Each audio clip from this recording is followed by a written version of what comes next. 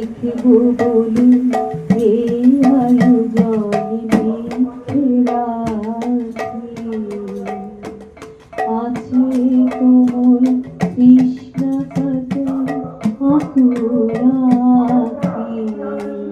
জয় রাধে শ্যাম।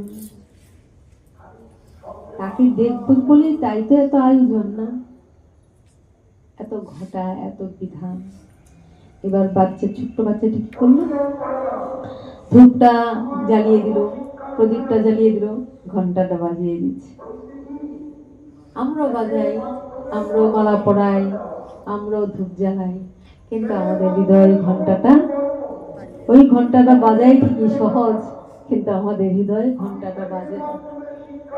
হৃদয়ে ঘন্টাটা না বাজলে কি আর ভগবানকে লাভ করা সম্ভব? হৃদয়ের ঘন্টাটা বাজে না। ওই হৃদয় ঘন্টাটা না বাজলে ভগবানের কাছে পৌঁছা যায় না। কারণ কি করে হৃদয় ঘন্টাটা বাজবে? হৃদয়ে তো কামনা, বাসনা, লোভ, লালসায় ভরা। কাম, আমি কিছু কামনা করছি, কাম যদি চরিতার্থ না হয় তাহলেই হবে ক্রোধ। মানে আমি মনে মনে, আমরা কেন মানুষের সঙ্গে রাগ করি, কেন মানুষের সঙ্গে অভিযোগ করি, কেন মানুষকে দোষারোপ করি? কামনা আছে। কামনা যখন না মিটবে তখনই উঠবে আমার মনের মধ্যে ক্রোধ, কাম, ক্রোধ, লোভ। তখন লোভ আসবে, লালসা। এই করে করে মোহগ্রস্ত হয়ে একদম লোভে বা পাপে মৃত্যু, আমরা বলি না, ধ্বংস হয়। সমস্ত দুঃখের কারণ হলো কাম, কামনা। যে কোনো কামনাই হোক, কামনাটা যদি যে কোনো কামনা করছি, কিন্তু কামনা করে করে যদি সেই কামনাটা, আমাদের ইচ্ছেটা পূরণ না হয়, তবেই আমাদের, আমরা সত্যিকার অর্থে কারোর প্রতি কোনো রাগ টাগ থাকার কথা না, কিন্তু কামনা যদি আমাদের মনে থাকে তবে তার প্রতি রাগ উঠবে, উঠবে না? যে আমার ইচ্ছে ছিল এই জিনিসটা করার, এটা করতে পারলাম না, তখনই ভিতরে এই জ্বালা যন্ত্রণা। নাহলে ভালোবাসে, শুধু ভালোবাসে, ঠিক আছে, ঠিক আছে, ওইটুকুই হবে। কিন্তু কামনায় যখনই চরিতার্থ হচ্ছে না, তখনই আমার এখানে ক্রোধের সৃষ্টি হয়ে যায়। এইগুলি বুঝতে হবে। আমরা বুঝলেই সেই জিনিসগুলি অটোমেটিক আমাদের কেটে যাবে, তাই না? আমরা মানুষ তো। ক্রোধের একমাত্র কারণ হলো কামনা, বাসনা। ওই জন্য একদিন একটা কাহিনী তোমাদের বলেছিলাম না? ছোট্ট একটা মেয়ে বাবার সঙ্গে সবসময় কাজ করত। একদিন বাবা কাজ করতে করতে তার একটা বাইরের কাজ করে গেল। বাবা মেয়ে দুজনে মিলে কাজ করে। এবার বাবার ডাক পড়ে গেছে বাইরে, এবার মেয়েকে মিলে চলে গেছে। এবার মেয়ে যথারীতি বাবার কথা মতো কাজ করছে। করতে করতে সন্ধ্যা হয়ে গেল, বাবার সাথে যা যা করে। এবার সন্ধ্যা হলো, তখন বাসনা, কাকে বলে বাসনা? কলা গাছের দিয়ে শুকনো আগুন জ্বালায়, ওটাকে বাসনা। সন্ধ্যেবেলা ওই সব জায়গাতে কি করতো, ওইগুলি বলে, এটাকে বলে বাসনায় আগুন দেয়। তো বাবা মনে মনে মেয়েটা ভাবছে যে সন্ধ্যেবেলা তো বাবা এটা করে, তাই বাবা আসছে না, বাবা কাজে ব্যস্ত বলে দূরে আছে, এতক্ষণ ডাকেনি। এইবার বাবাকে ডাকছে, বাবা, ও বাবা, এখনো তোমার কাজ শেষ হয়নি, এসো না, বাসনায় আগুন দিবে না বাবা, বাসনায় আগুন দিবে না। যেই বলেছে অমনি বাবার একদম চটাস করে মাথার মধ্যে বসে গেল। মেয়ে গুরু রূপী তাকে বাবাকে শিক্ষা দিয়ে দিল। কি বললি মা? বাবা ছুটে আসছে দৌড়ে, কি বললি মা? আবার বলতো তুই কি বললি? মেয়েটা বলছি বাবা, সন্ধে তো হয়ে এলো, বাসনায় আগুন দিবে না। বাবা বললেন, তাই তো মা, আমাদের এই জীবনও তো সন্ধ্যা হয়ে আসছে গো, সকাল দুপুর পেরিয়ে এইবার সন্ধ্যা হয়ে আসছে, জীবন সূর্য অস্তমিত হয়ে আসছে বলে চলে যাচ্ছে, কিন্তু কই বাসনায় তো আগুন দিতে পারলাম না। এই বাসনায়, কামনা বাসনায় বাবার চেতনা হয়ে গেল। মেয়েটা কি বললো? সত্যি তো আমার জীবন সন্ধ্যা হয়ে এলো, বাসনায় তো আগুন দেয়নি, এই তার চেতনা হয়ে গেল। হাজার কথা শুনছি কিন্তু চেতনা হয় না। যখন চেতনা হয়ে গেল, ভগবত ভক্তি পথে এগিয়ে গেল। আর কিসের রাগ, ক্ষোভ, অভিমান? কিন্তু আমরা জ্ঞান নিচ্ছি, কিন্তু যদি চেতন চেতন রাজ্যে অবস্থান না করতে পারি, তাহলে শুনে গেলাম তুতা পাখির মতো। তুতা পাখিরে একটা ভক্ত গৃহে রেখে নানান কথা বলালে, এমনকি কৃষ্ণ বল কৃষ্ণ বল বলতে বলতে পাখিটাও বলতে শিখে কৃষ্ণ বল কৃষ্ণ বল, কিন্তু সে জানে না কৃষ্ণ বলার কি ফল। তাই তো যখন একটা বেজি বা ওয়াপ ধরে, তখন সে কি করে, টেটে রবি করে পাখিটা। তখন কিন্তু যদি সে বলে ফেলতো কৃষ্ণ বল, তাহলে তার গতি হয়ে যেত। আমাদের দশাটা হলো তাই, আমরা সবই করি, জ্ঞানের বিকার করি, কিন্তু আসল জায়গাটা বুঝি না বলে আমরা বিক্ষিপ্ত হয়ে যাই, ছিটকে পড়ে যাই। জয় রাধে। ওটা আমাদেরকে বলা হয়েছে, এই চেতনাগুলি কেন, এগুলি আমাদের বোঝানোর জন্য। আমরা ওই তুতা পাখির মতন আওড়াই কত কিছু বলি, কিন্তু ওই বোধ যদি থাকতো, তাহলে কিসের ক্রোধ, কিসের রাগ, কেন কামনা বাসনা হতে পারে। ঠিক আছে, শুধু ভালোবাস, শুধু ভালোবাস, এই ভালোবাসার মধ্যে কোনো কামনা বাসনা থাকবে না। এবার বাবা যখন বুঝে গেলেন যে হ্যাঁ মা, আমার তো বাসনায় আগুন দিতে পারলাম না, সেদিন থেকে তার চেতনায় উন্নীত হয়ে গেলেন। তাই যেন কবি বলেছেন, আমার চেতনা চৈতন্য করে দাও হে চৈতন্যময়ী, আমার চেতনা চৈতন্য করে দাও হে চৈতন্যময়ী, তোমার ভাব সাগরে ভেসে আমি, ভাব সাগরে ভেসে আমি কবে হব তোমার পদাশ্রয়ী, আমার চেতনা চৈতন্য করে দাও হে চৈতন্যময়ী। সর্বক্ষণ সর্বজগৎ জুড়ে তিনি লীলা বিস্তার করেছেন। খেলেছ এই বিশ্ব লয়ে বিরাট ও শিশু আন মনে খেলেছ। ভগবান কখন কিভাবে কোথায় লীলা করেন আমরা অনুভব করতে পারি না, কিন্তু ভগবান তো আমাদেরই কাছে, আমাদেরই সঙ্গে। এই জগৎটা হলো তার লীলাভূমি, আমরা হলাম তার কি, আমরা তার বলতে পারি ভৃত্য, আমরা বলতে পারি তার পুত্র, আমরা বলতে পারি তার অনুচর। তার খেলায় যোগান দেওয়ার জন্য, সহযোগিতা করার জন্য যেন আমরা আছি। তো আজকে একটা লীলা, ছোট্ট একটা লীলা বলি। বর্ধমান জেলা, বর্ধমান আছে না, পূর্ব বর্ধমান, পূর্ব বর্ধমান জেলার শ্রীখণ্ড নিবাসী একজন ছিলেন, তার নাম ছিল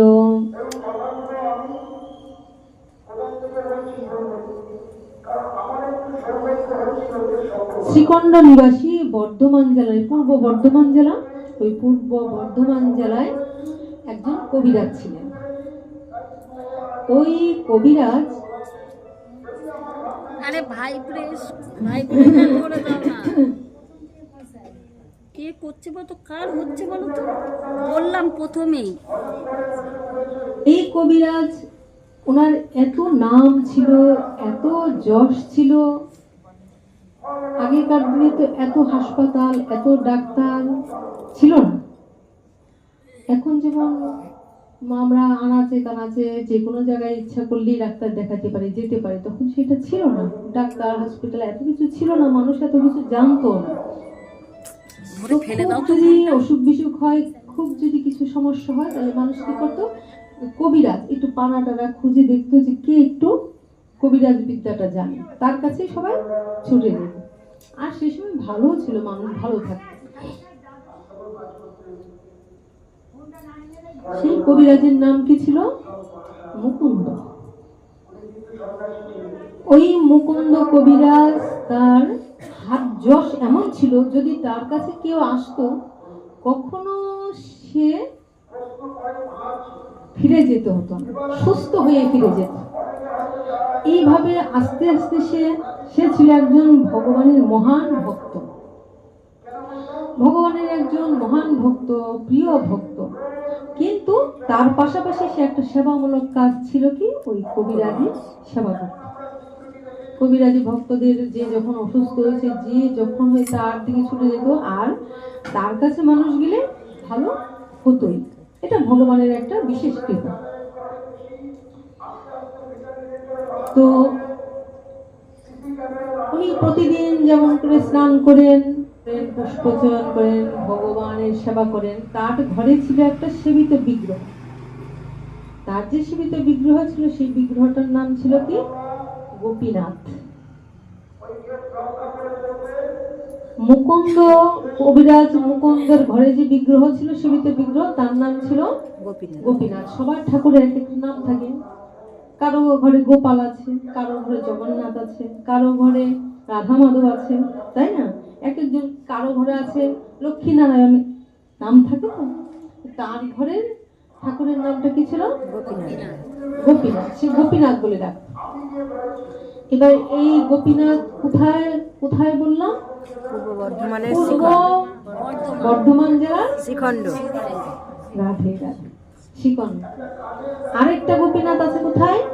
টোটা গোপীনাথ পুরীতে না? ওটা পুরীতে আছে টোটা গোপীনাথ, আর একটা ক্ষীরচোরা গোপীনাথ। আরেকটা গোপীনাথ হচ্ছে অগ্রদ্বীপের গোপীনাথ। আচ্ছা, আরেকদিন এটা না হয় করবো না, এটা করেছি মাঝে হ্যাঁ মা, মাঝে, অগ্রদ্বীপটা অনেকবার হয়েছে। অনেকবার করেছি। শ্রাদ্ধটা যেটা হয়, তো হ্যাঁ হ্যাঁ হ্যাঁ, একটা আছে অগ্রদ্বীপের গোপীনাথ, এটা হলো শিখণ্ডের গোপীনাথ, মুকুন্দ কবিরাজের। এবার তিনি প্রতিদিনের মতন স্নান টান করে ঠাকুর ঘরে ঢুকেছেন। তো ঠাকুর ঘরে ঢুকেও উনি যখন ঠাকুর সেবা করেন, ঠাকুর পূজা করেন, তার অনেকটা সময় লেগে যায়।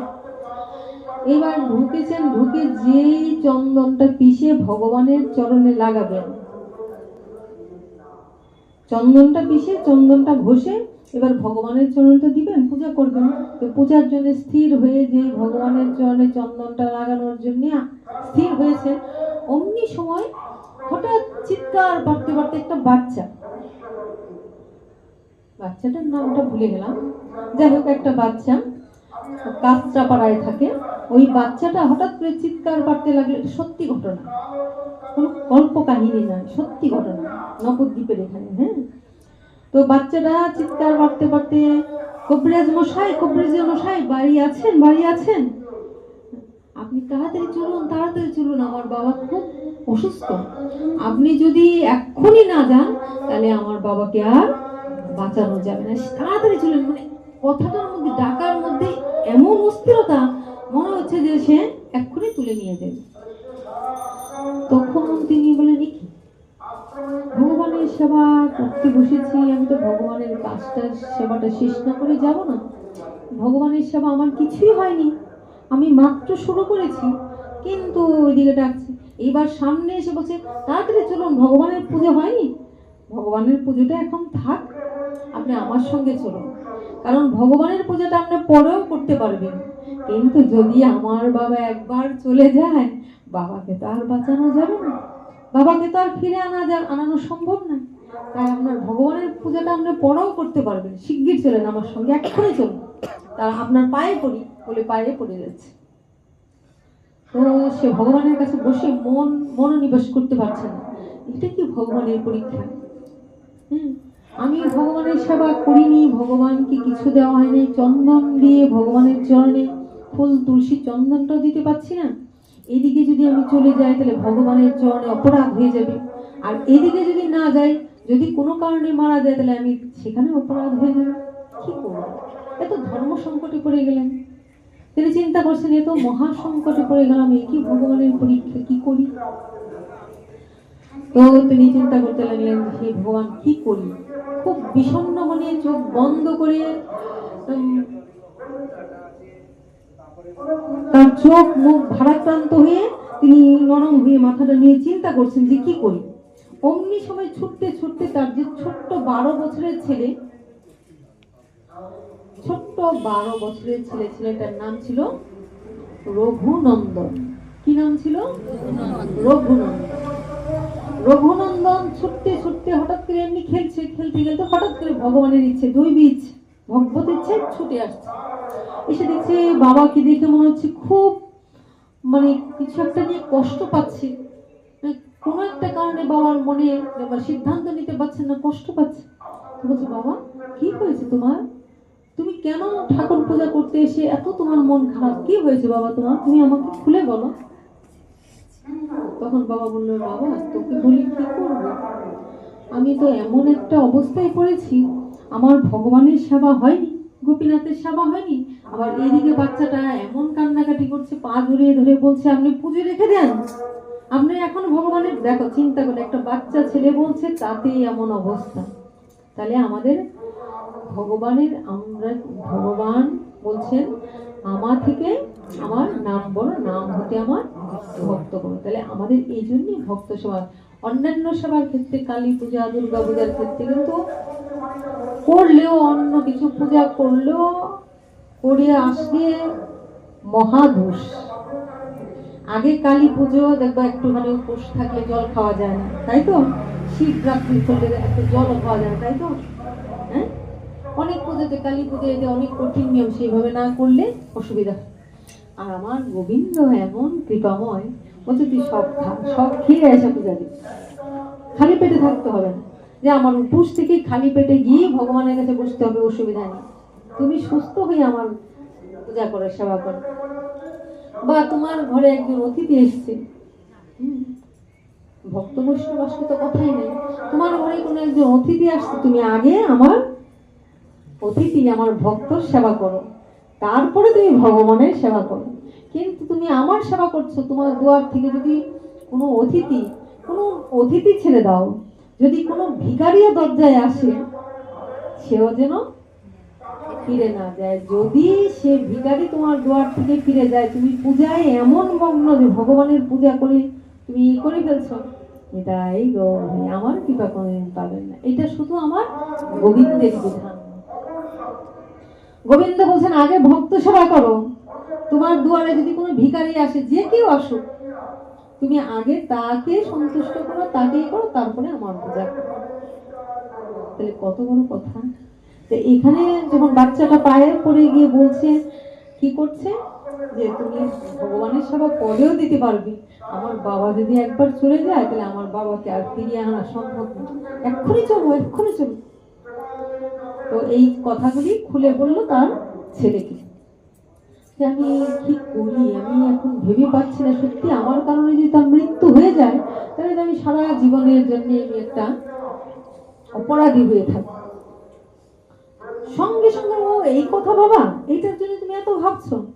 শোনো বাবা, আমি তো আর কবিরাজি জানি না, কি ওষুধ দিতে হবে, তার কি অবস্থা, এটা আমি কিছুই জানি না। তবে তুমি এক কাজ করো, তুমি এক্ষুনি চলে যাও ওর সাথে, গিয়ে তুমি তাকে সুস্থ করে তুলো, ওষুধ খেয়ে দাও, পূজাটা না হয় আমি করে দিব। বাবা তখন হেসে দিল। বাবা হেসে দিয়ে, এখানে একটা লক্ষ্য করবে, এখানে সরলতা, কোন রকম কপটতা নেই।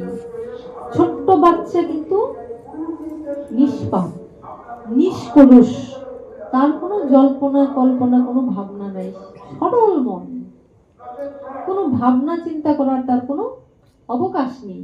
সরল মনে ভগবত অনুভূতি আসে। তাই আমরা অনেক সময় বলি না যে শিশু বাচ্চাদের কখনো আঘাত করতে হয় না, শিশু বাচ্চাদের ভগবানের না, এরকম বলি না? তো বলছে বাবা আমি এই চিন্তায় পড়ে গেছি। তখন সন্তানটি বলছে তুমি চলে যাও, ওখানে গিয়ে তাকে সুস্থ করে তুলো, আমি না হয় পূজাটা দিব। বাবা তখন হেসে দিলেন, ভগবানের পূজা কি এতই সহজ? তুমি তো কোনোদিন আমার ভগবানের পূজা করনি, তুমি তো কোনোদিন আমার ভগবানের সেবা পূজা করনি, কি মন্ত্র পড়তে হবে, কিভাবে আচমন করতে হবে, কিভাবে ভগবানকে ডাকবে, তুমি কিছুই জানো না, তাহলে তুমি কিভাবে করবে? বলছে হ্যাঁ বাবা, আমি তো এগুলো কিছুই জানি না, আমি কিভাবে ভগবানের মন্ত্র পড়তে হয়, কিভাবে তন্ত্র করতে হয়, কিভাবে ভগবানের চরণে পুষ্প নিবেদন করতে হয়, আমি কিছুই জানি না। কিন্তু বাবা আমি যদি ভালোবেসে ভগবানকে, ভক্তি করে ভালোবেসে ভগবানকে কিছু দেই, ভগবানকে গ্রহণ করবেন না? হ্যাঁ বাহ, ঠিকই তো বলেছ। সরল মনে তুমি যদি ভালোবেসে ভগবানকে ভক্তি করে দিতে পারো, এইটুক বাচ্চা তো কোনো অপরাধ নেই, এইটুক বাচ্চার মধ্যে তো কোনো পাপ নেই। বাবা বিচার করতে লাগলো, হ্যাঁ, তুমি যদি সরলভাবে ভক্তি করে ভগবানকে দাও, নিশ্চয়ই ভগবান তা গ্রহণ করবে। এইবার বাবা বললেন ঠিক আছে, বেশ, তাহলে তোমার কাছে আমি ঠাকুর আমার গোপীনাথকে রেখে আমি যাচ্ছি বলে বাবা বেরিয়ে গেলেন যে ঠাকুর তোমার এই ইচ্ছে, চলে গেল। এইবার চলে গিয়ে উনি ওখানে চিকিৎসা করে, তার তো হাত যশ আছে, ভগবানের একটা কৃপা আছে, কারণ ভগবান তাকে সেই শক্তিটাও দিয়েছেন যে ভগবানের কৃপায় সে যাকে দেখবে সে সুস্থ হয়ে যায়। এইবার সে তাকে সুস্থ করে তুলেছে। এইদিকে আস্তে আস্তে সকাল গড়িয়ে দুপুর, দুপুর গড়িয়ে বিকেল, বিকেল গড়িয়ে সন্ধ্যা হয়ে এলো বলে। এবার সন্ধ্যে নাগাদ হচ্ছে, ওদিকে হয়ে যাচ্ছে, আর এদিকে ছেলে কি করেছে, বাবা যখন চলে গেছে ছেলে মনে মনে ভাবছে তাহলে তো আমাকে আজকে ঠাকুর পুজোটা দিতে হবে, তাহলে কি করব, দৌড়ে গিয়ে ঝপ ঝপ করে জল ঢেলে স্নান করলো, স্নান করে দৌড়ে আসলো। এবার আমাকে কি করতে হবে, আমি তো কোনোদিন রান্না টান্না করিনি, আমি তো কিভাবে ভগবানকে রান্না করে ভোগ লাগাবো জানি না, কি করা যায়, রান্নাঘরে গিয়ে ঢুকলো, কারণ বাপ ছেলেই ছিল আর তার তো কেউ ছিল না। এবার রান্নাঘরে ঢুকে দেখছে না সবই তো পরিপাটি আছে, ঠিকঠাকই আছে, কিন্তু কিভাবে রান্না করতে হয় বুঝতে পারছে না। একটু ভেবে চিনতে ওই চাল ডাল দিয়ে যা কিছু আছে কোন রকম বসিয়ে দিলেন, দিয়ে যা হলো সেটাকে রান্না করে তাড়াতাড়ি করে একটা পাত্রে তুলেছে, একটা পাত্রে তুলে এসে গোপীনাথের ঘরে প্রবেশ করেছে। গোপীনাথের ঘরে প্রবেশ করে এবার গোপীনাথকে ভোগটা দিয়েছে। এবার ভোগটা দিয়ে বলছে গোপীনাথ দেখো আমি তো কিছুই জানি না, আমি তো কিছুই জানি না, বাবা তোমাকে খুব সুন্দর করে পূজা দেয়, খুব সুন্দর করে সেবা দেয়, কিন্তু আজকে তো বাবা তোমাকে দিতে পারবে না, বাবা আজকে কাজে চলে গেছে, বাবা আমাকে বলেছে তোমাকে পূজা দেওয়ার জন্য, তাই তুমি তাড়াতাড়ি চলে আসো তো। ওইদিকে বাবা কি বলে গেছিল, দেখিস আমার গোপীনাথ যেন, গোপীনাথকে এমন সুন্দর করে সেবা দিবে, গোপীনাথ যেন সেবাটা গ্রহণ করে।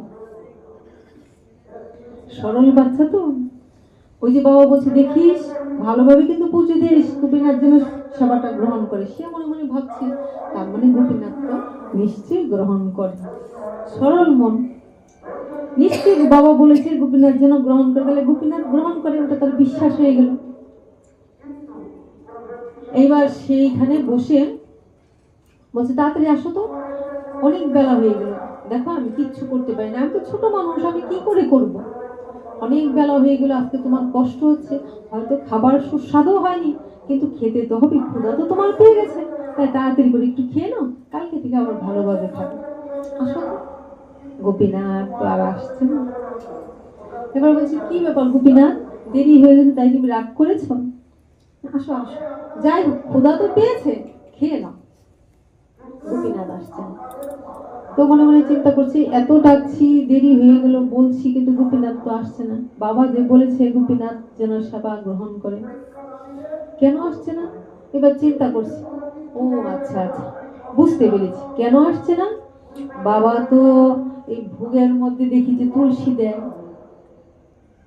বাবাকে দেখি যে ভোগের মধ্যে একটু তুলসী দেয়, তাই তুলসী ভোগে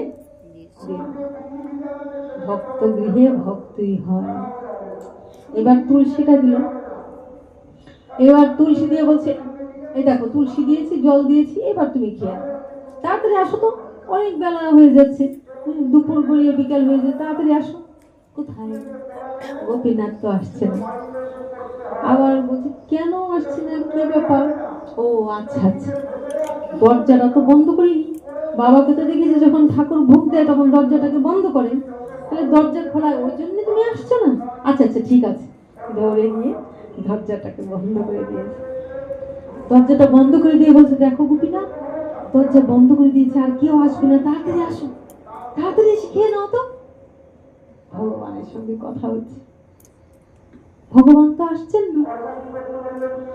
এবার বলছে তাও তুমি আসছো না, আর কি সমস্যা, মনে পড়ছে একটু একটু করে মনে পড়ছে ভক্ত গৃহ, ও বাবাকে তো দেখেছি একটু প্রদীপ জ্বালিয়ে দেন, দুটো ধূপ ধরিয়ে দেন, একটু ঘন্টাটা বাজিয়ে দেন, নিতাই গৌর হরি, আচ্ছা আচ্ছা, ঠিক আছে ঠিক আছে, আমি তো এত কিছু জানি না। আচ্ছা ঠিক আছে, তোমাকে একটু বাতি জ্বালিয়ে দিচ্ছি। ধূপটা জ্বালিয়ে দিল, প্রদীপটা জ্বালিয়ে দিল। এবার প্রদীপটা জ্বালিয়ে ধূপটা ধরিয়ে দিয়ে ঘন্টাটা বাজিয়েছি। তাই গৌর তোমার পূজার ছলে তোমায় ভুলে থাকি, তোমার পূজার ছলে তোমায় ভুলে থাকি, বুঝতে নারি কখন তুমি দাও যে ফাঁকি,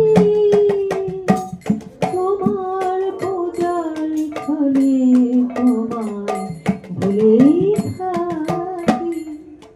আমরা তো পূজার ছলে ভুলে থাকি। কি ভুলে থাকি? সত্যি যে ভগবান আছেন, ভগবান সেবা গ্রহণ করে, এটা তো আমরা বিশ্বাসই করতে পারি না।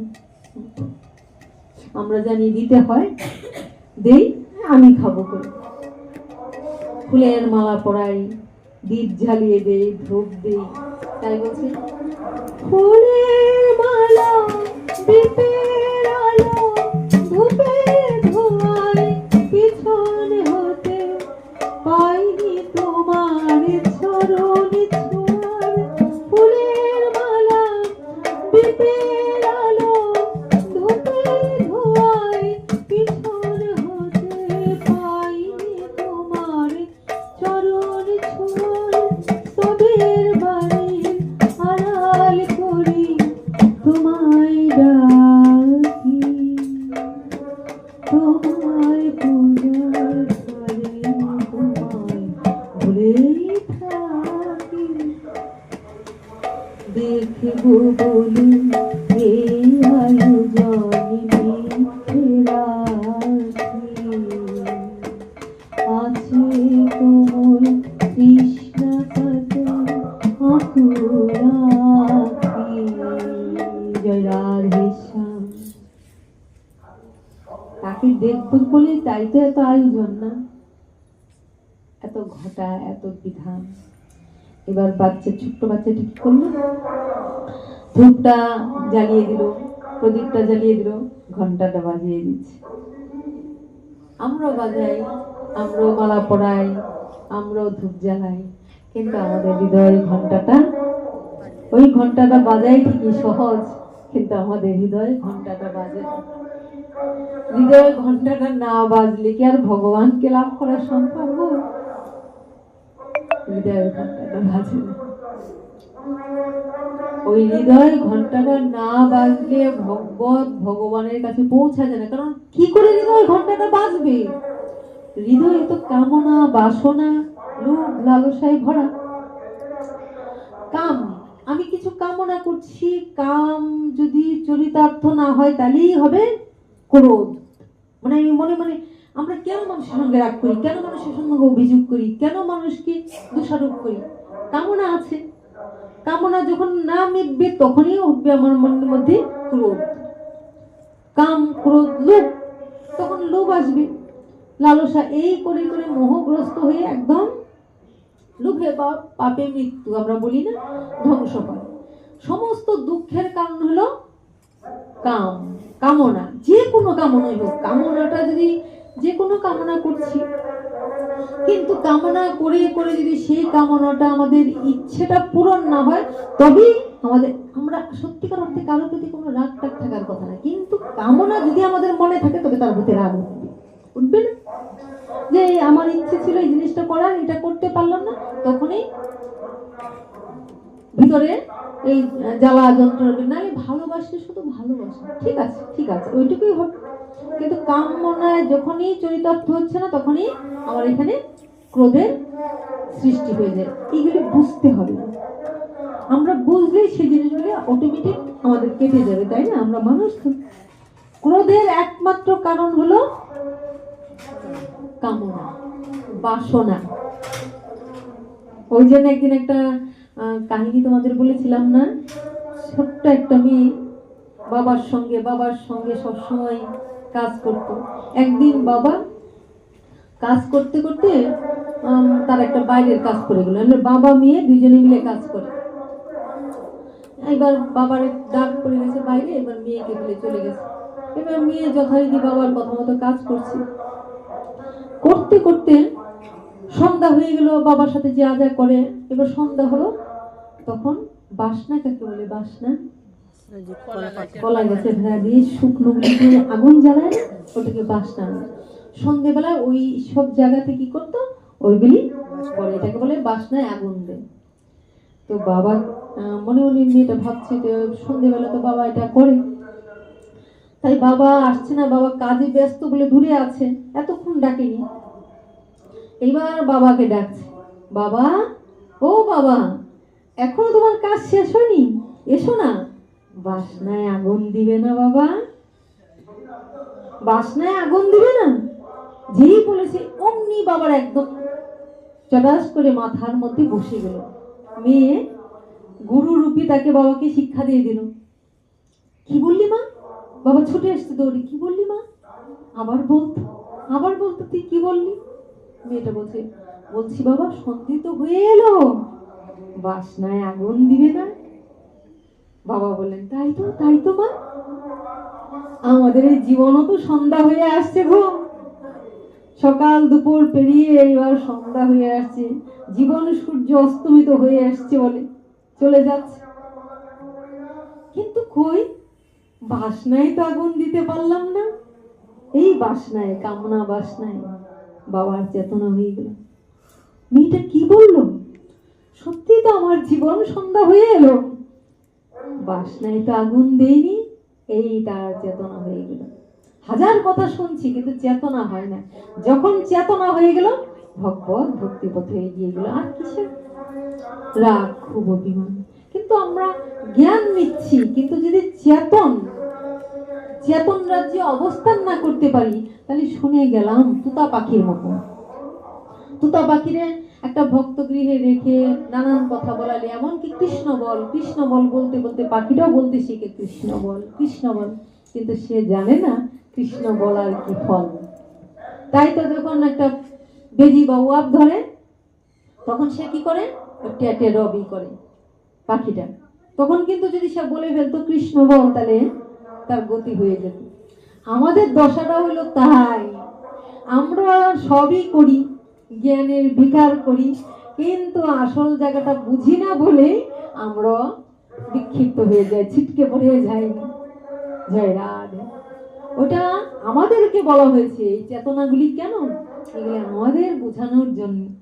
আমরা ওই তুতা পাখির মতন আওড়াই কত কিছু বলি, কিন্তু ওই বোধ যদি থাকতো, তাহলে কিসের ক্রোধ, কিসের রাগ, কেন কামনা বাসনা? হতে পারে, ঠিক আছে, শুধু ভালোবাস, এই ভালোবাসার মধ্যে কোনো কামনা বাসনা থাকবে না।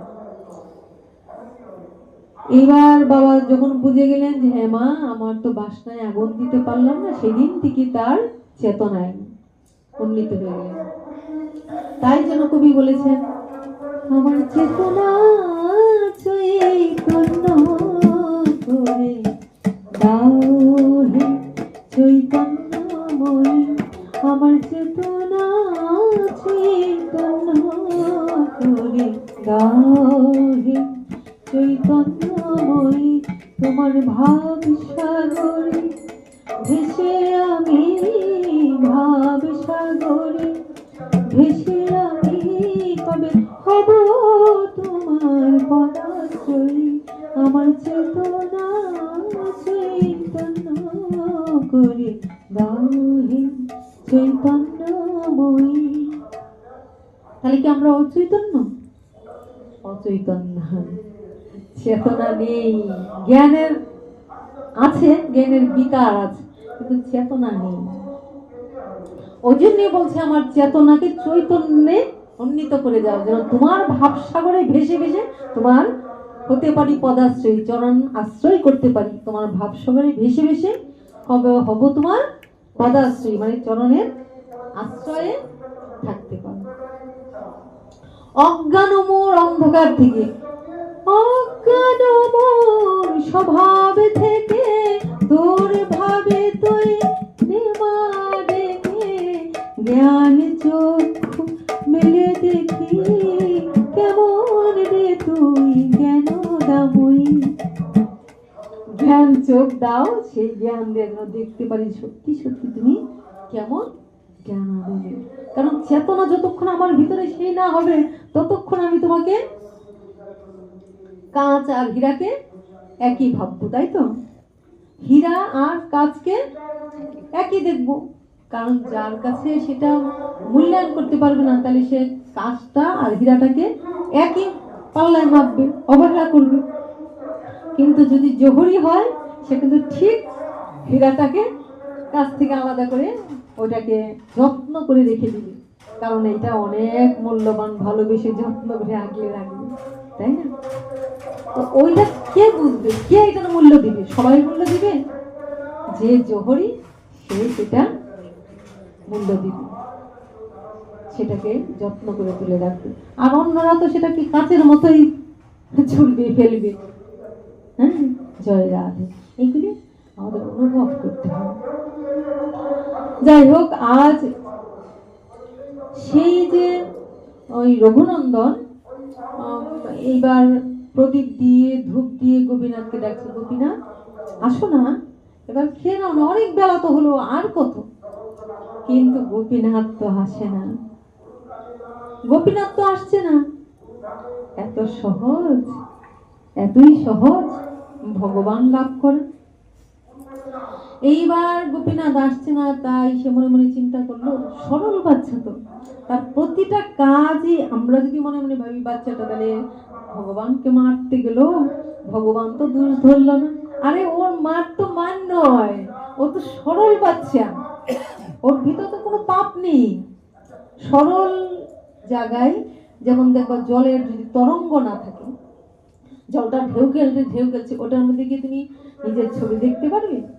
কিন্তু জলটা যদি স্থির থাকে, শান্ত থাকে, তাহলে ওখানে তাকালে দেখবে নিজের প্রতিবিম্ব, নিজের ছবিটা দেখা যায়, জলে যদি তরঙ্গ না হয়। তো বাচ্চাটার মধ্যে রাগ বলো, খুব বলো, ঠাকুরকে মারতে যাচ্ছে, কিন্তু সে ভালোবেসে, কিরকম ভালোবাসাটা এক্ষুনি বুঝবে। বাচ্চাটা তখন বল, কি তুমি আসছো না তো? বাবা তো আসার সময় হয়ে যাচ্ছে, তোমাকে এত ডাকছি তাও তুমি খাচ্ছ না, তার মানে তুমি আমাকে বাবার বকা শোনাবে, বাবা এসে আমাকে বকবে, তারপরে বাবা এসে আমাকে মারবে, নিশ্চয়ই দুষ্টুমি করেছিস, খেলা নিয়ে ব্যস্ত ছিলি, তাই তুই গোপীনাথের সেবাটা দিসনি, তাই তুমি আমাকে বাবার হাতে মায়ের খাওয়ানোর জন্য এরকম করছো। দাঁড়াও, আমি বুঝতে পেরেছি। শোনো গোপীনাথ, গোপীনাথকে বলছে, শোনো গোপীনাথ, আমিও যখন না খেতে চাই না, আমাকে বাবা ডাকে, মা ডাকে, খেতে বলে, কিন্তু খেতে চাই না, তারপরে খেলতেই থাকি, তখন মা কি করে, জোর করে গিয়ে আমার হাত ধরে টেনে নিয়ে আসে, এইবার টেনে এনে বসায় খাবার দেয়, আমি খাই না। মা বলছে খা খা, খাই না। বাবা বলছে খা, খাই না। তারপরে যখন কিছুতেই খাবো না, তারপরে বারবার বলতে বলতে বাবা কি করে জানো? বাবা তখন লাঠি নিয়ে এসে আমাকে যখন মার শুরু করে, তখন আমি ঘপ ঘপ করে সব খেয়ে নিই। তার মানে তোমাকে এবার বুঝতে পেরেছি, তোমাকেও আমার মারতে হবে। দেখো কত সরল, কারণ বাবা আমাকে মেরে কেন খাওয়ায়? বাচ্চাটা ভেবেছে বাবা আমাকে কেন মেরে খাওয়ায়, কারণ না খেলে তো আমি সুস্থ হব না, না খেলে আমার শরীরটা ভালো থাকবে না, তাই আমাকে মারে। তাহলে তুমিও খেতে চাইছো না, দাঁড়াও, আমি জানি তুমি তো এখনো খাচ্ছ না, আমি ওইভাবে তোমাকে লাঠি দিয়ে পিটিয়ে পিটিয়ে তোমাকে খাওয়াবো। দরজা খুলে বেরিয়ে গেল, দরজা খুলে বেরিয়ে গিয়ে একটা লাঠি নিয়ে গেল, লাঠিটা নিয়ে এসে বলতে, দেখো গোপীনাথ, এইবার কিন্তু আমি লাঠিটা নিয়ে আসছি। আমার বাবা আমাকে যেমনি করে, আমার মা আমাকে যেমনি করে পিটিয়ে পিটিয়ে খাওয়ায়, আমি খাবো না বলি, বলে খা খা, কিন্তু আমি খাবো না করি, তারপরে যদি আর না খেতে চাই, তখন আমার পিঠের উপর ঢাড়াস ঢাড়াস করে ওই লাঠি যখন দিতে থাকে, তখন আমি আর কথা বলি না, ঘপ ঘপ করে খেয়ে, এই দেখো আমি লাঠিটা নিয়ে এসেছি, এইবার তোমাকে মারবো, শুনছো না তো? বলে যেই হাতটা তুলে, মানে এতক্ষণ দেখিয়েছে, বলেছে যেই হাতটা তুলে বিগ্রহের উপর দিবে, অমনি বিগ্রহ থেকে ভগবানের হাত বেরিয়ে এলো, ভগবানের হাত বেরিয়ে এলো। এ কি ভক্ত না হলে সম্ভব গো? এটা কি তুমি আমি সাধারণ জীব হলে বলতে পারবে? ওই ভাব ভক্তি ভগবানের সঙ্গে সম্ভব? ভগবান তার ভক্তের পরীক্ষা নিচ্ছিলেন। ভগবান ভক্তের পরীক্ষা নিচ্ছিলেন। যে মারতে গেল তুলে, ওরে রঘুনন্দন আমাকে মারিস না, আমি ভয় পেয়েছি, ভয় পেয়েছি, আমি খেয়ে নিব, এই তো আমি এসছি। বলে বাহ, এই তো আমিও ঠিক এরকমই করি, যখন লাঠিটা তুলে তখন আমি খেয়ে নিই। তুমিও তো এইবার লাঠির ভয় পেয়েছো, তাড়াতাড়ি খাও। ভগবান বললেন আমার ভক্ত আমাকে এমন ভালোবাসে, এমন করে তো আমাকে কেউ ভালোবাসতে পারে না। আমি খাই না বলে আমাকে মেরে খাওয়াবে। ভগবান বললেন দা দে। এবার ভক্ত তার বদলে তুলে দিচ্ছে, আর ভগবান খেয়ে নিচ্ছে। এবার ভগবান নিজেই খেয়ে নিয়েছে, তাড়াতাড়ি চেটে পুটে সব খেয়ে নিল। এবার যখন তার খাওয়া শেষ, হঠাৎ করে থালাটা চেপে ধরেছে। করো কি? আগে খাবেই না, খাবেই না, আর এখন কি করছো? ঘপাঘপ সব খেয়ে নিচ্ছ। আরে আমি কি খাবো, আমার জন্য কিছু রাখো। আমিও যে খাবো, আমার জন্য কিছু রাখো। যখন এই কথা বললো যে আমার জন্য রাখো, তখন জয় রাধে, যে গোপীনাথ হাত বাড়ালো, তারপরে ওই বাচ্চাটা তাকে খাইয়ে দিল। খাইয়ে দিল তো গোপীনাথ যখন হাত বাড়ালো তখন বাচ্চাটাকে খাইয়ে দিল। এবার খাইয়ে দিতে দিতে সব প্রায় খেয়ে ফেলছিল। আর তখন কি করলো? তখন তাকে খাওয়া থেকে বিরত করলো। বলছে আমি খাবো না। ওইটুক যেটুক ছিল ওইটুক বাচ্চাটা খেয়ে জল খেয়েছে। এটুক খেয়ে যখন জল খেয়েছে, এবার বাচ্চা আবার খেলাধুলা করছে। সন্ধে হয়ে এলো, তখন ওই যে বাবা মুকুন্দ কবিরাজ বাড়ি ফিরছে। বাড়ি ফিরে কি করে? নিজের প্রিয় সন্তানটাকে খোঁজ করে। কোথায় গেলি রে রঘুনন্দন বাবা, কোথায় গেলি? আবার খেলতে চলে গেলি? একটু আয় বাবা, সারা দিন তোকে দেখিনি, একটু আয় আমার কোলে। বাচ্চাটা ছুটে এলো, বাবা তাকে কোলে নিয়ে বলছে কোথায় ছিলি? আমি এতক্ষণ ডাকছি তোকে। বলে বাবা এই তো ঠাকুর ঘর থেকে বেরোলাম।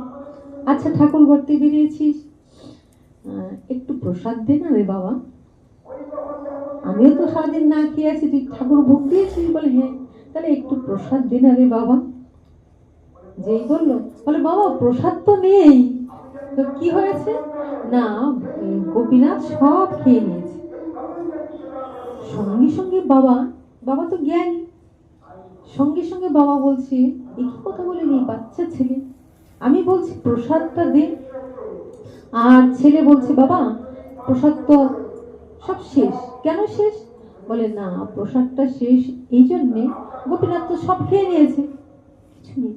আর বাবা তখন চিন্তা করতে লাগলো, তার মানে এইটুকু ছেলে, মাত্র 12 বছর বয়স, এইটুক ছেলে এখনই যদি এমন বানিয়ে মিথ্যা কথা বলে, তাহলে বড় হলে সে না জানি কি করবে।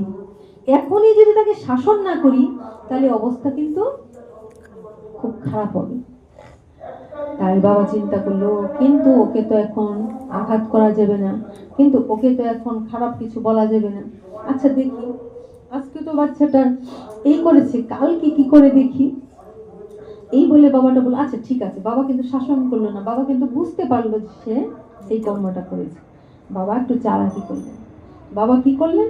আচ্ছা দেখি তো, হ্যাঁ ও ভয় পেয়ে গেছে, হয়তো মনে মনে ভাবছে যে আমার কাছে যদি সত্যি কথা বলে তা আমি হয়তো ওর মারব। যদি বলে সবটা খেয়ে নিয়েছে তাহলে আমি মারব। ওই ভয়ে হয়তো ছেলে আমার কাছে মিথ্যা কথা বলছে যে মা বাবা ওই গোপীনাথ খেয়ে নিয়েছে।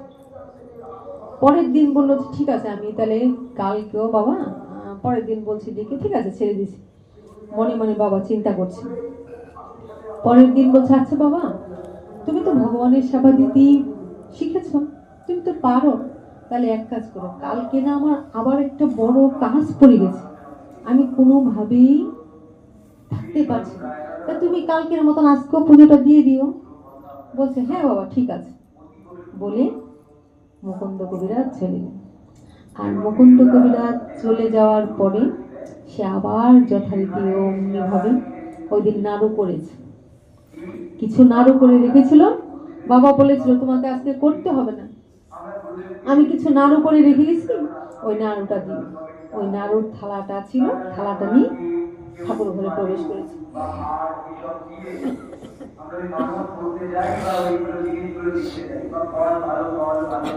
জলটা আনতে ভুলে গেছি। তো নাড়ুর থালাটা নিয়ে ঠাকুর ঘরে প্রবেশ করেছে। ওখানে ঢুকে ঠিক যথারীতি ভগবানের সঙ্গে কথোপকথন করছে, তাকে ডাকছে, ভগবান আসছে, খাচ্ছে। বাবা কি করেছে, যেই ছেলে ঠাকুর ঘরে ঢুকে পড়েছে অমনি বাবা একটু ঝুপের আড়ালে লুকিয়েছে। আজকে তো বাবা যায়নি, আজকে ভাবছে যে এইটুক ছেলে এখনই মিথ্যে বলছে, এত ইনিয়ে বিনিয়ে কথা বলছে, তাহলে না জানি ভবিষ্যতে কি করে।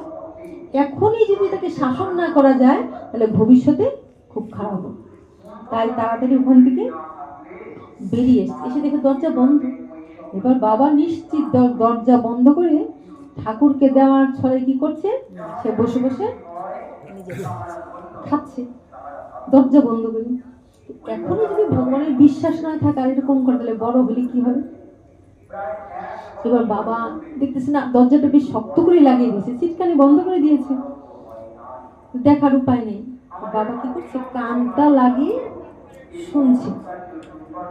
কানটা লাগিয়ে শুনছে, কি শুনছে, ছেলের কথাই শুনতে পাচ্ছে, ভগবানের কথা কি শুনতে পারবে? ভগবান তো ভক্তের সঙ্গে কথা বলছে, ভক্ত ভগবান শুনছে, কিন্তু আর তো কেউ শুনছে না। কানটা লাগিয়ে শুনছে, ছেলে কি জানি ফিস ফিস করে কথা বলছে। মনে মনে চিন্তা করলো, না আর দেরি করা যায় না, অনেকক্ষণ অপেক্ষা করছি, এতক্ষণে সে নিশ্চয় নাড়ুগুলি খেয়ে ফেলছে। এদিকে কিন্তু ভগবানের বদনে তুলে দিচ্ছে, আর ভগবানের দিকে কি বলছে, আজকে এক কাজ করি, আজকে শুধু আমি নই, আজকে তুমি আমার মুখে তুলে দিবে আর আমি তোমার মুখে তুলে দিব। এবার ভগবান দিচ্ছেন ভক্তের বদনে, আর ভক্ত দিচ্ছেন আমার ভগবানের বদনে। তাই গৌর হরি বল। আজ খুব আনন্দ করে ভক্ত ভগবান, ভগবান ভক্ত একে আরেকজনকে দিচ্ছেন আর খাচ্ছেন। খেতে খেতে শেষ নাড়ুটা হাতের মধ্যে রয়ে গেছে। ওইটুক অর্ধেক খাওয়া হয়েছে। বাবা মনে মনে চিন্তা করছেন, এতক্ষণে ছেলে আমার সব কিছু খেয়ে নিয়েছে, আর দেরি করা যায় না। বাবা কি করলেন, সজোরে গায়ের জুড়ে ভুম করে দরজাটা এত জোরে ধাক্কা দিলেন, দরজাটা খুলে গেল, মানে ভেঙে গেল। ভেঙে যাওয়ার সঙ্গে সঙ্গে মুকুন্দ কবিরাজ চিন্তা করলেন, তিনি একটা বিশাল জ্যোতি লক্ষ্য করলেন, ঘর জুড়ে একটা বিশাল জ্যোতি। এই জ্যোতিরও তথ্য আছে, যে ভক্ত সে জানে, তুমি জানাও যারে সেই জানে। বিশাল কিছু একটা এ দেখে উনি তো চিন্তা করলেন, কি সারা ঘর জুড়ে ভগবানের যে একটা দিব্য প্রকাশ, হ্যাঁ, দিব্য জ্যোতি। আর এদিকে কি হলো, ওই নাড়ুটা যে অর্ধেক ছিল, ভগবান আমার ধাক্কা দেওয়ার সঙ্গে সঙ্গে জ্যোতির আলোটা দেখলো, আর ভগবান আমার পাথরের মূর্তির নাই এই অর্ধেক আলো, অর্ধেক মুখে নাড়ু লেগে আছে, আর হাতে নাড়ুটা নিয়ে ওই মূর্তি হয়ে গেছে। এবার বাবার তো আর বুঝতে বাকি রইল না, কারণ তিনি শাস্ত্রজ্ঞ, তিনি পণ্ডিত, তিনি সবই জানেন শাস্ত্রগ্রন্থ। এইবার ছেলে যে মিথ্যে কিছু বলেননি, তার দিব্য প্রকাশে বাবা সব বুঝে ফেলেন। বাবা সব জেনে এইবার বাবা চিন্তা করলেন, সারা জীবন আমি ভগবানের সেবা করলাম, পূজা করলাম, শাস্ত্র অধ্যয়ন করলাম, কিন্তু আমি তো কোনোদিন ভগবানের সঙ্গে এই লীলা অংশগ্রহণ করতে পারলাম না। বাবা কি করলেন, বাবা গিয়ে সন্তানের চরণে পড়ে গেলেন। বাবা গিয়ে সন্তানের চরণে জড়িয়ে ধরে বলছে, হরি ভাব জন্মে জন্মে, এই জন্মে না, জন্মে জন্মে তুই আমার সন্তান হয়ে জন্ম নিস। কেননা তোর মতন সন্তান যদি পাই তাহলে আমার জীবনও ধন্য হবে রে বাবা। খালি বাবাই সন্তানের জীবন ধন্য করে না, সন্তানও বাবার জীবন ধন্য করতে পারে। শুধু শুধু গুরুই শিষ্যকে উদ্ধার করে না, শিষ্যের মতো শিষ্য হলে সেই শিষ্য গুরুকে উদ্ধার করতে পারে, কিন্তু শিষ্যের মতো শিষ্য হতে হয় তো। তাই বলে গুরু মিলিয়ে লাখে লাখে শিষ্য মিলা ভার। কোন শিষ্য? হাজার প্রমাণ আছে, শুধু গুরুই উদ্ধার করে তা না, গুরু অবশ্যই উদ্ধার করে। গুরুর কথা শুনলে, কথা মান্য করলে শিষ্য উদ্ধার হবেই। কিন্তু শুধু গুরু নয়, শিষ্য উদ্ধার করতে পারে। যদি কোনো কারণে গুরুর কিছু ক্ষতি হয়, সেই জায়গা থেকে গুরুকে উদ্ধার করার শক্তি রাখে শিষ্য। কিন্তু সেই শিষ্য তো হতে হবে, তৈরি হতে হবে। তাই বলেছে ব্রহ্মাণ্ড ভ্রমিতে ভ্রমিতে কোনো ভাগ্যবান জীব গুরু কৃষ্ণ প্রসাদে পায় ভক্তিলতা বীজ। আমি কালকে একটা কথা নিয়ে বলছিলাম যে কখন, এই যে বলছে গুরু শিষ্য প্রসাদে পায়, গুরু কৃষ্ণ, রাধে রাধে, গুরু কৃষ্ণ প্রসাদে পায় ভক্তিলতা বীজ।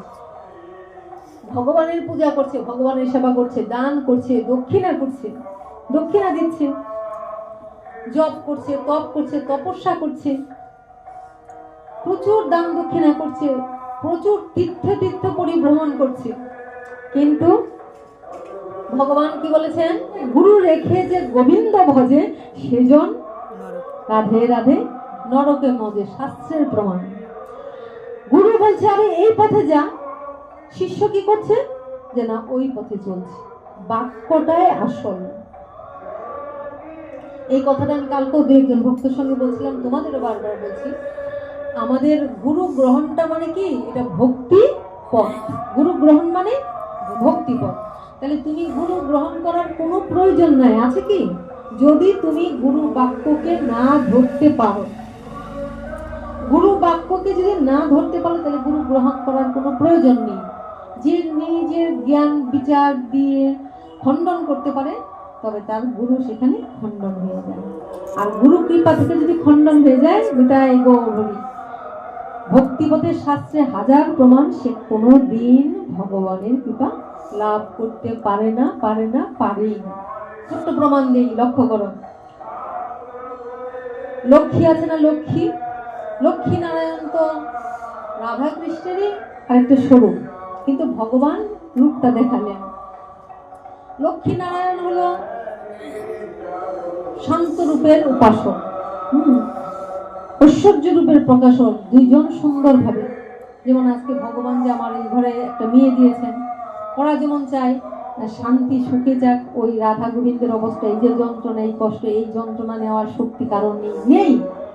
কেউ যদি মনে করে না এটা সুখ আছে, নিতে পারি, ও অবশ্যই রাধা গোবিন্দের ভজনা যে নিগুড়ভাবে করে, অবশ্যই তার অনেক কিছু হারাতে হবে।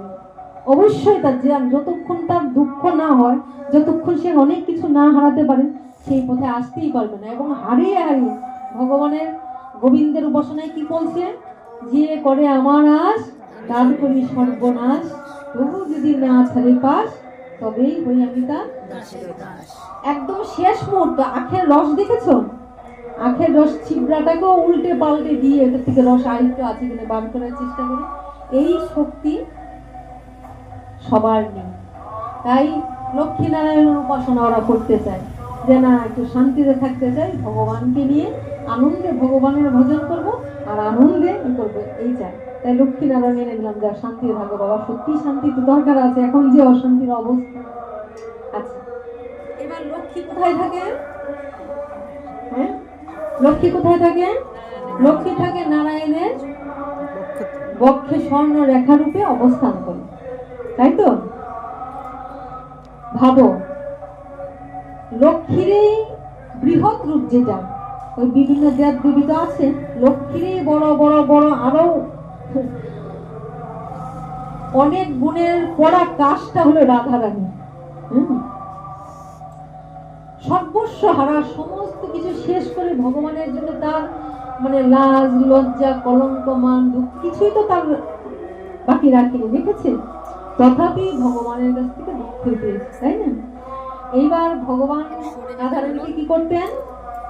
রাধারানীর চরণ তলে বসে বসে কাঁদতেন। রাধারানীকে ভগবান স্বয়ং শ্রীকৃষ্ণ গুরু মনে করতেন, তাই তো?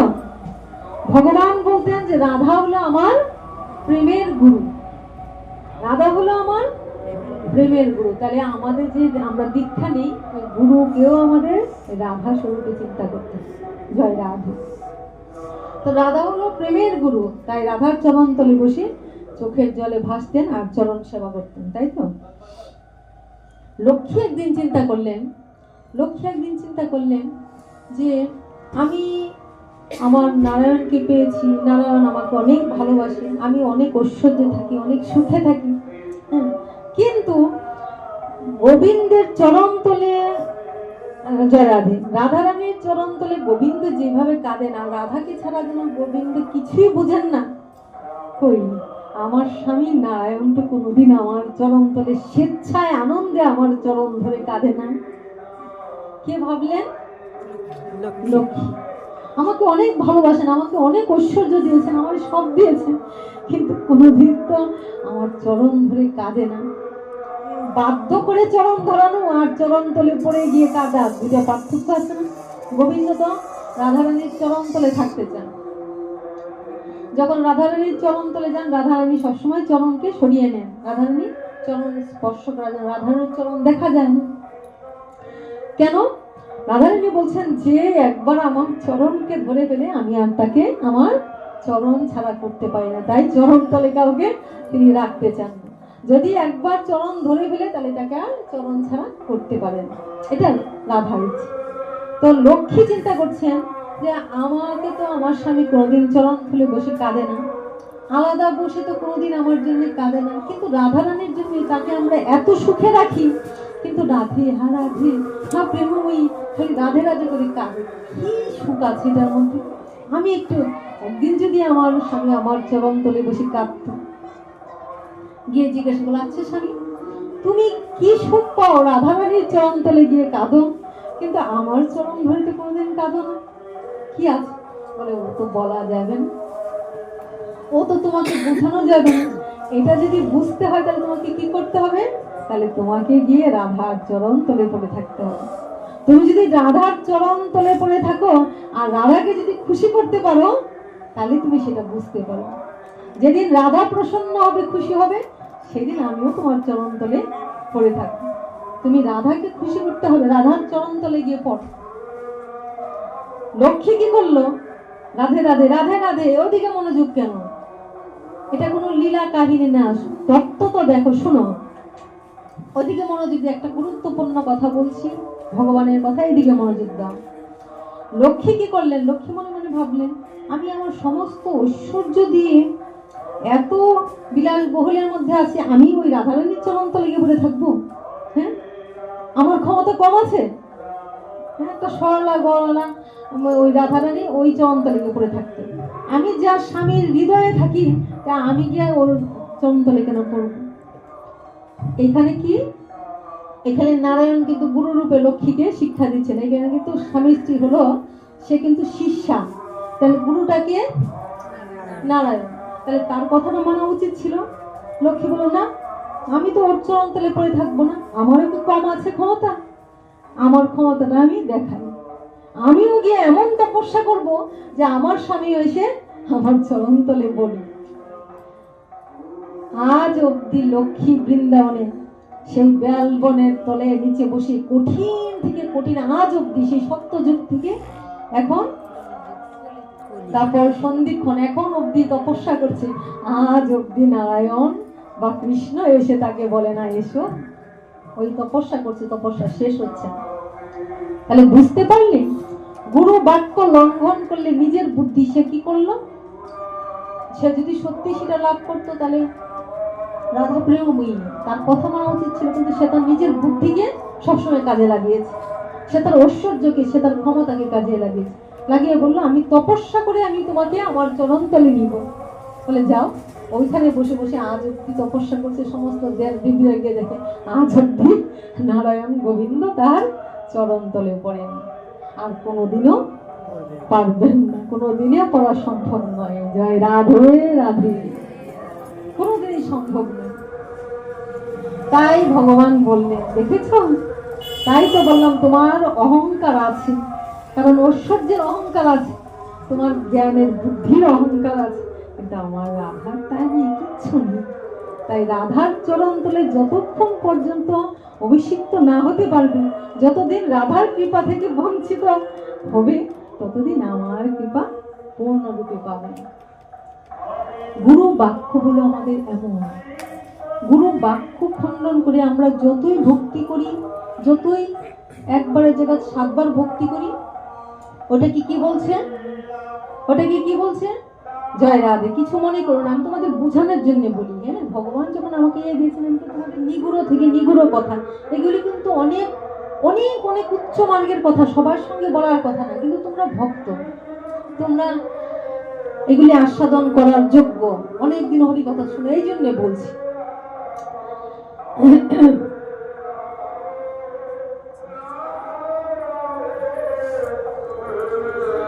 তাই বলছি, ওই যে নিগুড় ভজন আমাদের আগে জানতে হবে। গুরুমুখ পদ্ম বাক্য চিত্তেতে করিও ঐক্য, আর না করিও আশা।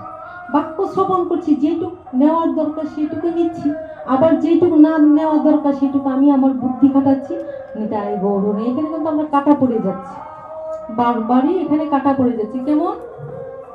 মনে মনে দুধের মধ্যে 1 ফোঁটা গরুর চুনা পড়লে কি হয়? দুধটা নষ্ট হয় তো।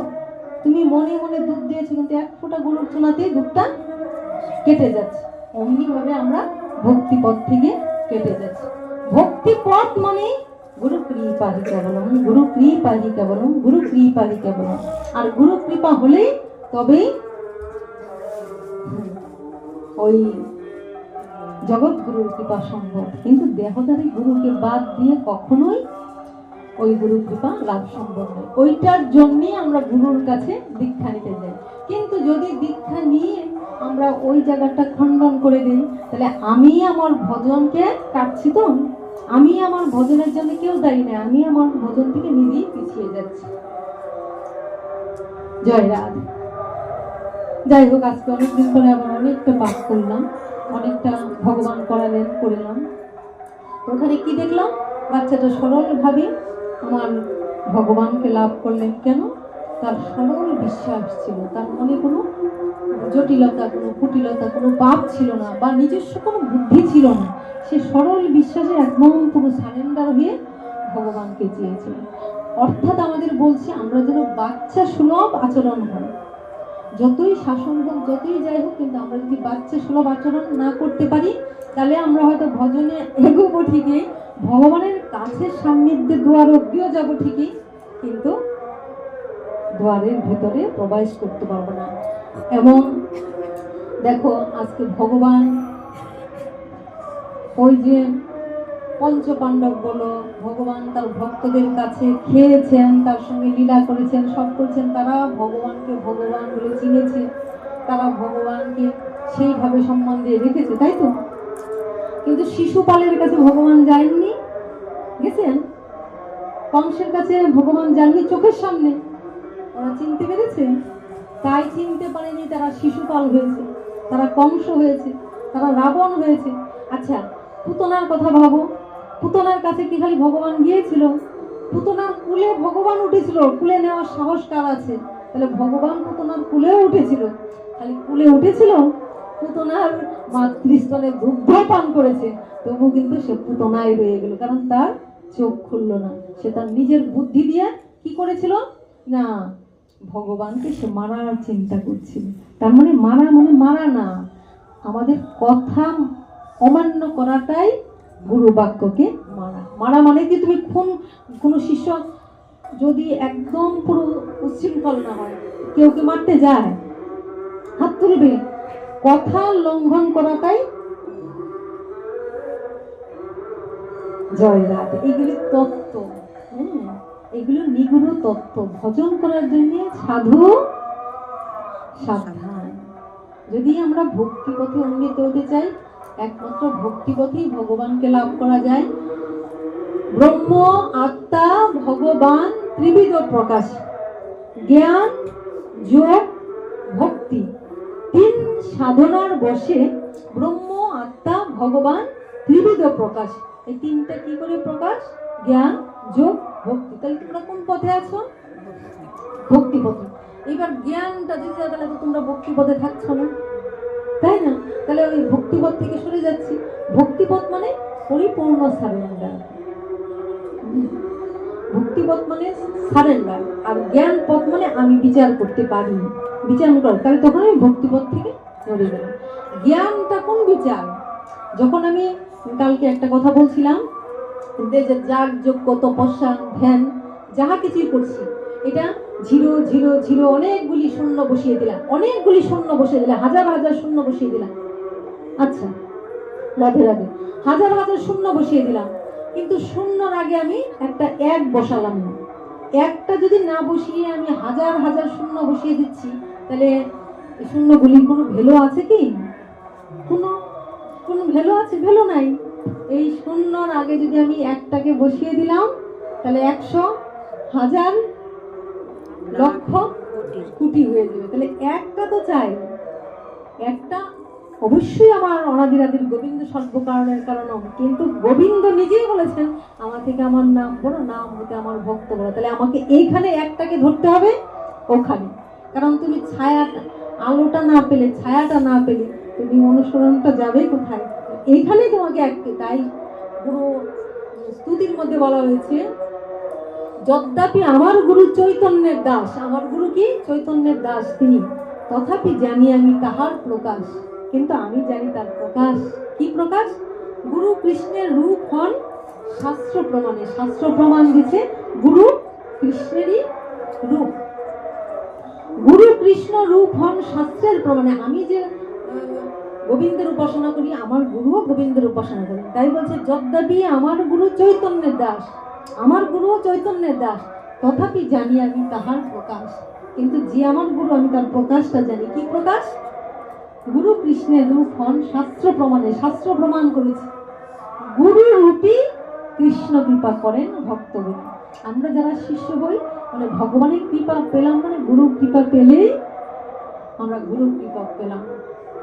তাই বলা হয়েছে শাস্ত্রে আরো, ধ্যানমূলং গুরুর মূর্তি, মন্ত্রমূলং গুরু বাক্যং, পূজামূলং গুরু পাদং, মুক্ষমূলং গুরু কৃপা। গুরু কৃপাহি কেবলম, গুরু কৃপাহি কেবলম, গুরু কৃপাহি কেবলম। এইটাই আমাদের শেষ কথা। ভক্তি পথের আর কিছু পথ নাই, নাই, নাই, নাই। কিন্তু হাজার বললেও যারা যারা বুঝার বুঝবে, হাজার বললো আবার এক্ষুনি যদি বোকা দেই গঙ্গারে, এক্ষুনি যদি না মা এটা হচ্ছে না, কারণ ওরা তো জানে মা তো মা, মা তো দেহদারী মা। মা এই যে যখন যশোদার একটু আদর করে কথা বলবো, যখন ডাক দেখার কথা যশোদা বল, না মা এটা বললেই শুনবো না, তুমি বললেই হবে জয় রাধে। মনটা খারাপ হয়ে গেল। হাসো, আমি তো তোমরা আনন্দ করার জন্য বলি। যদি তোমাদের নিয়ে অভিযোগ থাকতো তাহলে সামনে বলতাম না, হাসবা, সরল হয়, বাচ্চা সুলভ সরল হয়। যখন এই জায়গাটায় দাঁড়াইতে পারবো তখনই গুরু কৃপা। তাই বলে মুখসং বললাম গুরু কৃপা। জয় রাধে। এমনি ভাবে শেষ দিন পর্যন্ত যেন তোমাদের একটু ভগবানের কথা বলে দিতে পারি, বুঝাতে পারি। ঠাকুর যেন সেই শক্তি দেন, আমার গুরুদেব যেন আমার কাছে, আমার গুরুদেব আমাকে সমস্ত সবটুকু আমাকে এই পথে আনছেন। আমার তো মনে হয় যে ওনাকে দর্শন করার জন্য আমি এখানে এসেছিলাম, আর উনি আমাকে তখনই বলছিলেন এখানে তোমাকে কেন না, তোমার অনেক কাজ রয়ে গেছে। আজকে বুঝি সত্যি গুরু বাক্য কখনো লঙ্ঘন হয় না। তাই বলে গুরু মিলে লাখে লাখে, শিষ্য মেলা ভার। শিষ্যের মতো শিষ্য হলে, পাত্র হলে অনুভব করা যায়। আর সেটা হয় 100-তে নয়, 1000-এ নয়, লক্ষে নয়, কোটিতে গুটি, কোটিতে রাধে রাধে। সত্যি 100-তে নয়, 1000-এ নয়, লক্ষেও নয়, কোটিতে গুটি কয়জনই হয়। আর যদি তা না হতো তাহলে তো হয়েই যেত নিতাই গৌর হরি, তাহলে তো হয়েই যেত বিশাল বট বৃক্ষ, বট গাছ, বট গাছের তলায় এত ফল পড়ে থাকে, এত ফল পড়ে থাকে, অন্য গাছের নিচে গিয়ে দেখবে যতই ফল থাকুক এত ফল পড়ে না। বট গাছের তলায় বটের বীজ যত পড়ে থাকে, পড়ে তো, কিন্তু অন্য গাছের তলায় গিয়ে দেখবে এত ফল কোনো কিছুর তলায় পড়ে। আজকে যদি প্রতিটা বীজ থেকে চারা হইতো তাহলে এই পৃথিবীটা বট ও বৃক্ষে ভরে যেত। হয় কি, ওটার একটা প্রসেস আছে, তাই না? পাখি খেয়ে সেবন করে, ওই পাখিটা হইলেন আমার গুরুনি দায় গৌর হরি। সেবন করে ওইটা যদি ওখানে দেখাচ্ছে কি, ওই পাখিটা সেবন করে মল ত্যাগ করে ওই কার্নিশা যদি করে, মাটি নাই ওখানেই, মাটি নাই মানে ওখানেই হয়ে যায়। তার মানে কি, এটাই গৌর হরি। অনেক অপরাধে অপরাধী, অনেক দোষে দোষী, কিন্তু সরল যদি হয়, কিচ্ছু নাই তার, কিন্তু ওখানেই ফল ফেলে যাবে চারায়। তাই বলা হয়েছে জয় জয় শ্রী গুরু প্রেম কল্পতরু, জয় জয় শ্রী গুরু প্রেম কল্পতরু, অদ্ভুত যাহাত প্রকাশ। জয় জয় শ্রী গুরু প্রেম কল্পতরু, আমার জয় জয় শ্রী গুরু প্রেম কল্পতরু, অদ্ভুত যাহাত প্রকাশ, অদ্ভুত যাহাত প্রকাশ। অদ্ভুত রূপে গুরুর প্রকাশ আমার, অদ্ভুত রূপে গুরুর প্রকাশ, অদ্ভুত যাহাত প্রকাশ। কি বললো যে কার্নিশা মাটি নাই ওখানে গাছ হয়ে গেছে, অদ্ভুত না?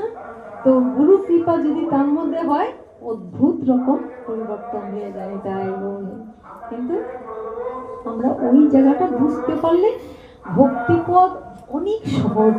আবার না বুঝতে পারলে জ্ঞান ভক্তি সবই মিশ্রিত করছি, সমস্ত কিছু করছি, কিন্তু কঠিন থেকে কঠিন। জয় রাধ। বাঞ্ছা কল্পতরুভ্যশ্চ কৃপা সিন্ধুভ্যেব চ পতিতানাং পাবনেভ্যো বৈষ্ণবেভ্যো নমো নমঃ।